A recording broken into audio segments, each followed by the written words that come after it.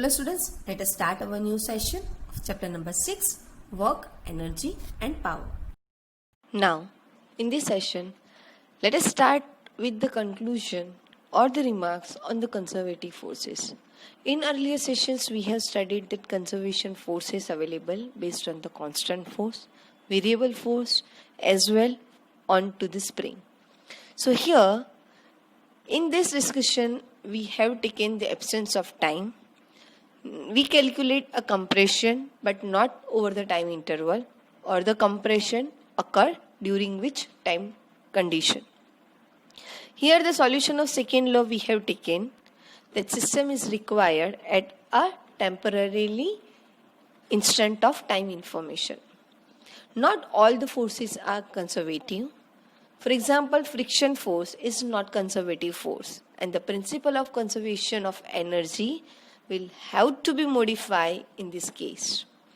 So here, this zero potential energy we have taken arbitrarily, and if it is set according to the convenience. For the spring force, we are taking Vx of is 0 for x equal to 0, and we unstretch that spring at the zero potential energy. For the constant gravitational force mg, we took V equals to 0 on the Earth's surface. And later we will discuss about the force due to the law of gravitation. The 0 is unified for infinite distance from gravitational force, and that 0 of potential energy is fixed in a given discussion. So here let us go through the example for the same. Based on the previous session example, taking the coefficient of friction mu to be 0.5 and calculate the maximum compression of the spring. Here the friction force is present at the parallel of the surface. Both the spring force and the frictional force are acting at opposite direction of the compression of spring. So here the work energy theorem we are going to utilize rather than the conservation of mechanical energy. So change in the kinetic energy, that is delta K equal to Kf minus Ki. That final kinetic energy would be 0 after compression, and initial kinetic energy is 1/2 mv square. So that delta K equals to 0 minus 1/2 mv square. So work done is minus 1/2 Kxm square minus mu mg xm. By equating both the equation, we are having 1/2 mv square equal to 1/2 Kxm square plus mu m gm x. So here mu mg, let us calculate first. Mu is given in the example 0.5, m is 10 raised to 3, in the previous example it's given, and g, that is 10 meter per second. By equating this mu mg, we are having 5 into 10 raised to 3 Newton. And after regarding that equation and taking it's a quadratic equation, we are having xm equation is Kxm square plus 2 umg xm minus mv square equal to 0. From that, let us make subject of formula xm by its solution minus b plus under root delta by 2a.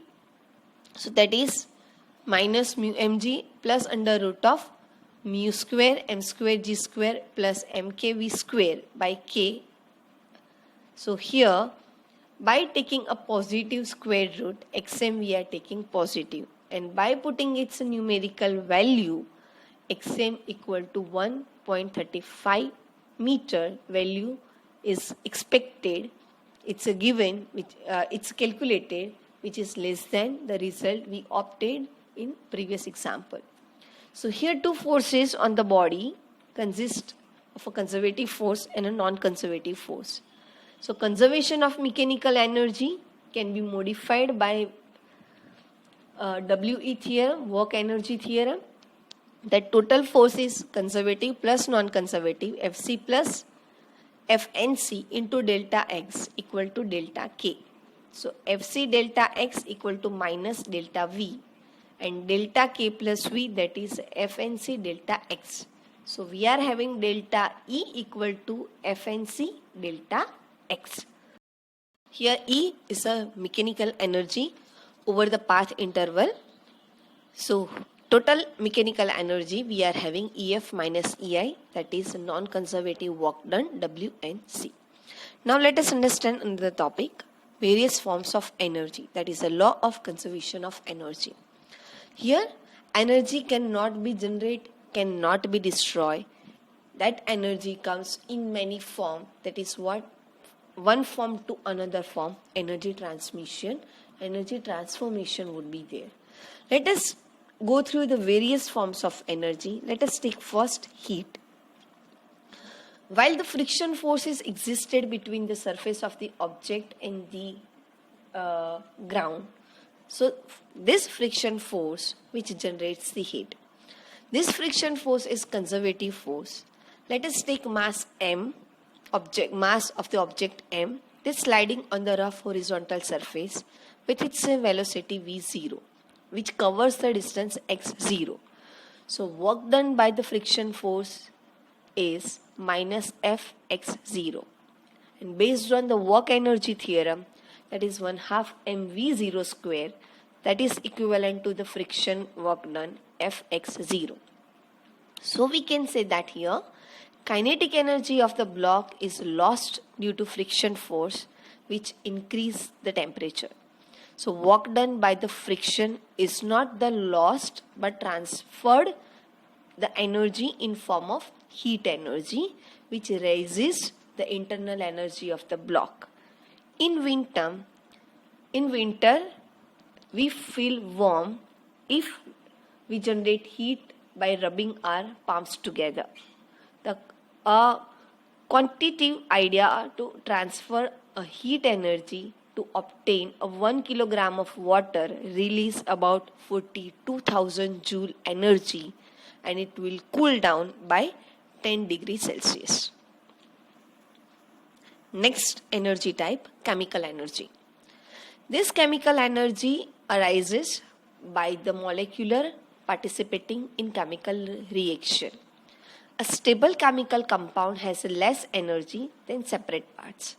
Chemical reaction is basically a rearrangement of atoms. The total energy of reactants is more than the product of the reaction, and heat is released, and reaction is said to be an exothermic reaction. In reverse, it's true if heat is absorbed and reaction is endothermic. Coal consists of a carbon, and kilogram of it, when burned, it will release 3 into 10 raised to 7 joule of energy. Chemical energy is associated with the forces that give rise to the stability of substances. These forces bind atoms into molecules and molecules into polymeric chains. The chemical energy arising from combustion of coal, cooking gas, wood and petroleum is indispensable of our daily existence. Next energy is electrical energy. The flow of electrons which carry the current which cause the glow to bulbs. Fans will rotate and bell will ring. There are the law of governing the attraction and repulsion of charges and generates a current which, so here energy is associated with an electric current. In urban area, Indian household consumes about 200 joule of energy per second on an average. Next, the equivalence of mass and energy. Mass and energy are equivalent and related with the equation E equals to mc square, where c is the speed of light in vacuum. It is about 3 into 10 raised to 8 meter per second. And staggering amount of energy is associated with a mere kilogram of matter, that m taken 1 kilogram and c is 3 into 10 raised to 8 meter per second. So that is E equal to mc square will give you the energy 9 into 10 raised to 16 joule. That is equivalent to the annual electrical output, that is about 3000 megawatt power generating station. Next form of energy, nuclear energy, that is utilized for the most destructive weapons, which is generated by the men, which utilize the fission and fusion bombs, which are manifestation in equivalence of mass and energy. Energy output of the sun is based on this same equation, E equals to mc square. In this case, 4 light hydrogen nuclei fuse to form a helium nucleus whose mass is less than the sum of the masses of the reactants. This mass difference known as a mass defect delta M. So the source energy is delta M c square. In fission, heavy nucleus like uranium having a 235 to 92 uranium is split by the neutron into higher, lighter nuclei. Once again, this final mass is less than the initial mass, and mass difference translate into the energy which can be tapped to provide electrical energy in nuclear power plant. That is, a controlled nuclear fission process is there, and it can also be employed to make a nuclear weapons, which is uncontrolled nuclear fission. The energy delta E released in chemical reaction that can relate it to the mass defect delta M. So delta E equals to delta M c square. So delta M equal to delta E by c square. That is, for a chemical reaction, this mass defect is much smaller than for a nuclear reaction. Here, the table gives you the energy associated with various phenomena, with the various nuclear energy is given. Let us go through the example. Examine the table 6.1 to 6.3 and express the energy required to break one bond in DNA in electrovolt, the kinetic energy of an air molecule, that is 10 raised to minus 21 joule in electrovolt, the daily intake of a human adult in kilocalories.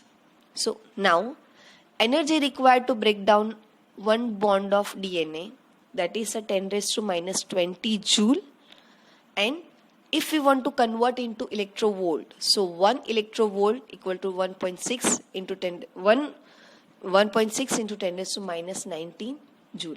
So here we are going to convert into the electrovolt. So let us divide the joule with the electrovolt value. That is 10 raised to minus 20 joule divided by 1.6 into 10 raised to minus 19 electrovolt. It is nearly equal to 0.06 electrovolt. And 0.1 electrovolt equal to 100 milli electrovolt. Next, the kinetic energy of air molecule, it's given 10 raised to minus 21 joule. Again, it is going to divide with the 1.6 into 10 raised to minus 19 joule for the 1 electrovolt value, that is nearly equal to 0.0062 electrovolt. That is nearly equal to 6.2 milli electrovolt. And the average human consumption in a day, that is a 10 raised to 7 joule, it is going to divide with 4.2 into 10 raised to 3 joule per kilocalorie. That is a 2400 kilocalorie. Here, a common misconception created by the newspaper and magazine, they mention the food values in calorie and erg to restrict a diet intake below 2400 calories. They should be saying in kilocalories, not calories. A person consuming 2400 calories a day will soon save to that. 1 food calorie is 1 kilocalorie. Now let us understand the principle of conservation of energy. The total mechanical energy of system is conserved if the force are given an object will do work. That is a conservative. Some of the forces involved which are non-conservative, that is a part of mechanical energy, may transform in such a form of heat, light or sound. So total energy of an isolated system does not change, but it will change the form of energy. Energy may be transformed from one form to another form, but the total energy of the isolated system remains same. Energy can neither be created nor destroyed.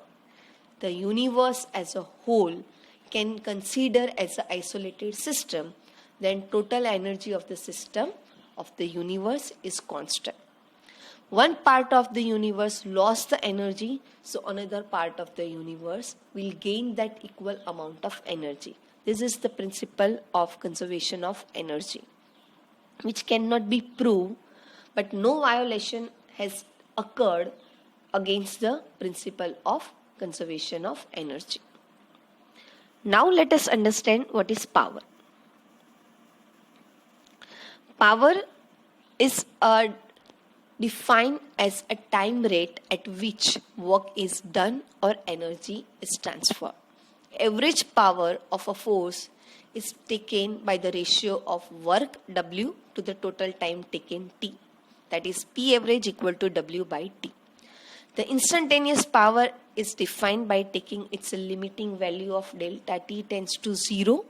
The time approaches to 0 and P equals to dW by dt by taking its differentiation. So work done dW equal to, that we know based on the given force, the displacement occur dr. So dW equal to F into dr. Let us substitute the value of dW in power equation. So it would be instantaneous power P equal to F dot dr divided by dt, that is equal to F dot V. That dr by dt, differentiation of distance with respect to time, will give you the velocity. So here the velocity is the instantaneous velocity when the force F is applied onto the object. So power is just like a work and energy. It is also a scalar quantity having a dimension m L square T raised to minus 3. Its SI unit is volt, and 1 volt equal to 1 joule per second. Unit of power based on the name of James Watt, who is the inventor of steam engine. Another unit of power is generally utilized as horsepower. 1 horsepower equal to 746 volt. This unit is utilized for automobiles and motorbikes. The unit of watt when we buy electric goods, just like bulbs, heaters and refrigerators, this we are utilizing. 100 watt bulb which is on for 10 hours, which uses a 1 kilowatt hour of energy. So 100 watt into 10 hour, that is 1000 kilowatt hour, that is 1 kilowatt hour. So that is 10 raised to 3 watt into 3600 second, that is equal to 3.6 into 10 raised to 6 joule. Here our electricity bill carries the energy consumption in the unit of kilowatt hour, which is the unit of energy, not the unit of power. Please remember the thing. Let us go through the example. An elevator can carry a maximum load of 1800 kilogram. That elevator plus essential total mass is given, is moving up with a constant speed of 2 meter per second. The frictional force opposing the motion is 4000 Newton. Determine the minimum power delivered by the motor to the elevator in watts as well as in horsepower. So here the force F equals to total force F minus FF, that is the frictional force, equal to F equal to mg plus FF. M is 1800 kilogram, G is 10 meter per second, frictional force is 4000. By substituting all the values of variable, we are having a downward force value F equal to 22,000 Newton. Now the motor supply the enough power to balance this force. So P equals to F into V, that is a 22,000 force into the velocity V 2 meter per second. So that is equivalent to 44,000 volt. That is equivalent to 59 horsepower. As we determined earlier, 1 horsepower equal to 746 volt. So, 44,000 volt divided by 746 volt, that will give you the 49 horsepower. Now, let us understand the next topic, collision. Here let us consider two masses, m1 and m2. Particle m1 is moving with the velocity v1I based on its initial velocity. Then consider m2 mass at a rest position. In this situation, m1 will collide with the stationary mass m2, as we can see in the diagram. So here the mass m1 and m2 will fly off in different direction as we can see in the diagram. There are the relationship which connect the masses, velocity and angles. So here let us consider elastic and inelastic collision. In all collision, the total linear momentum is conserved. The initial momentum of the system is equal to the final momentum of the system. When two objects collide, the mutual impulsive force acting over the collision time delta t, which cause a change in their respective momenta. So momenta delta p1, that is due to the force F12 into delta t time, and delta P2 equal to F21 force into delta t time. That F12 defines the force exerted on object 1 by the object 2, and F21 defines the force exerted on object 2 by the object 1. So based on the Newton's third law, forces are equal and opposite on different objects. So F12 equal to minus F21, which will give you the delta P1 plus delta P2 equal to 0. So total impulse on the first object, which is equal to the opposite onto the second one. So total kinetic energy of the system is not necessarily conserved, but impact and deformation using the collision will generate heat or sound. So the part of kinetic energy will transform in other form of energies. So here the deformation during the collision, that can be in terms of compressed spring. So spring connecting the two masses regain its original shape without loss in energy. Then initial kinetic energy equal to final kinetic energy. But kinetic energy during this collision time duration delta t is not remain constant. This kind of collision is known as elastic collision. Other way, the deformation may not be relieved and two bodies could move together after collision. So in which two particles move together after collision, it's known as completely inelastic collision. So it's an intermediate case where deformation is partly relieved and some of the initial kinetic energy is lost. In more common is known as inelastic collision. So here we are going to end this session. Hope you understood. Thank you.